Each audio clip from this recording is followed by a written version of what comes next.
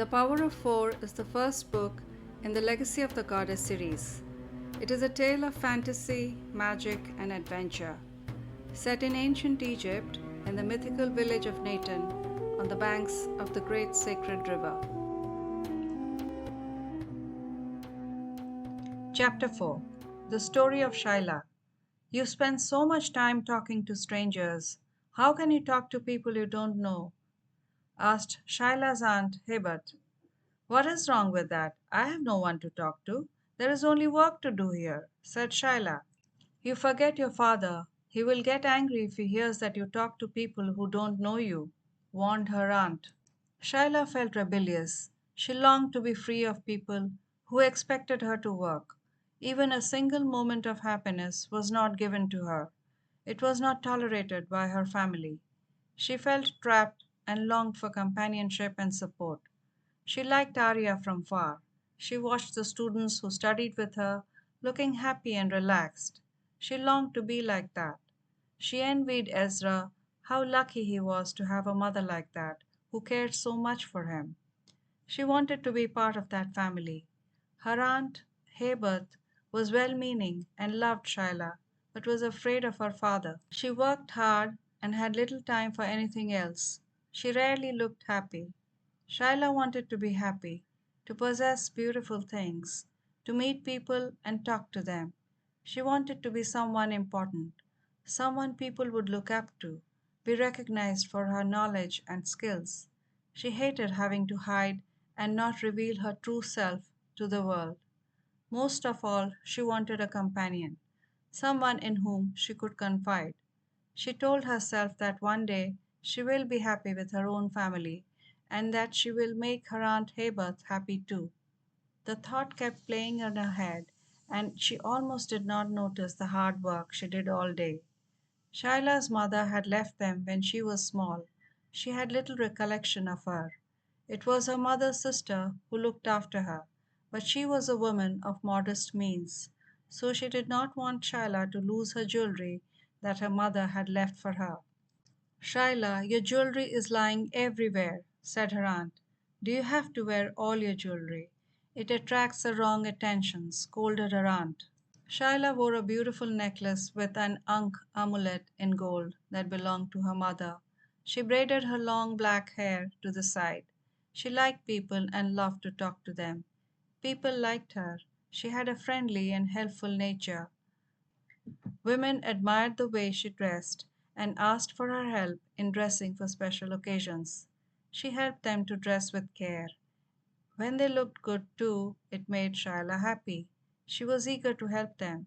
They called her over to their houses, and she loved to visit their homes and observe how they lived and relate with their loved ones. She lived with her aunt in an old house, and a little further from their house was a larger house that was new. Her father lived there. He did not acknowledge his daughter in public, so Shaila told others that she was an orphan. Sometimes she went to visit her father, much against the wishes of her aunt. He always had some work for her to do. Shaila helped her aunt sell pots and earthenware. Shaila's father was a priest in the big temple. He rarely helped Shaila and her aunt. He knew powerful magic, which he taught Shaila. He knew that she was a quick learner. He taught her well, since she could help him in his rituals and he did not have to pay her for her efforts. Of course, it helped that she knew more than others who were almost twice her age. She was always eager to help her father, but he was rarely pleased with her. The day after the new moon was the day she was to meet her father. Her father had sent for her. One of his assistants came to their house to give the message, Shaila, your father wants to see you. Shaila went to see her father. She was anxious. It was never a pleasant experience. Shaila, what news do you have from the spice shop? Is my old friend Oros teaching his nephew? Her father sneered. He looked down at her, pointed out her mistakes in front of others. He secretly hoped she would never suspect how good she was. Shaila was upset. She did not have anything to report to her father. Father, they have some new herbs that are effective. I can get them for you, said Shyla. I have no use for those herbs, he thundered. Find out about the boy. Where is his father? Did he tell you? He asked. He does not know, said Shyla. Is he any good? Does he know magic? Asked her father impatiently. She shook her head. But he is the only friend I have, she thought to herself. She had a foreboding that she was about to lose him.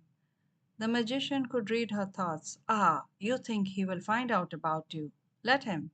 He is too busy distilling and selling leaves to suspect you. What about the mother? He asked softly, looking ominously at her. Has she met you? No, but, protested Shyla. You have to meet his mother. Find out what they're doing, he snarled. You are of no use to me. I give you food and shelter, and I get nothing in return, the father ranted. Shyla felt sad. She and her aunt worked hard, but it was never enough for her father. There was a knock on the door. The magician opened the door, and some of the students he taught were standing outside. They had plates of sweet treats with them. Ah, come in! The students sat down with her father. Shyla kept standing. They started eating the sweets. She was not offered any. The students did not pay any heed to her. They emulated the way the magician behaved with her, and the magician never reprimanded them. Shyla never expected much, so she never felt bad about being ill treated. All she felt was disappointment with her father. She turned and left. Her father was relieved to see her go. He did not see why his daughter stood there staring at them eat. She did not like sweets anyway. He did not suspect that she had stopped eating them because it reminded her of her father, who never offered her any while consuming them with others. She decided to meet Arya. She was dreading the moment. She walked to Arya's little shop. People passing by looked at her, admired the way she looked, and walked. She was oblivious to it all. It was as if she had blocked herself from appreciation of any kind. She bought some bread from the bakery. She was about to leave when Arya asked her, Is anything wrong with you, dear? She liked the fierce and independent Shyla.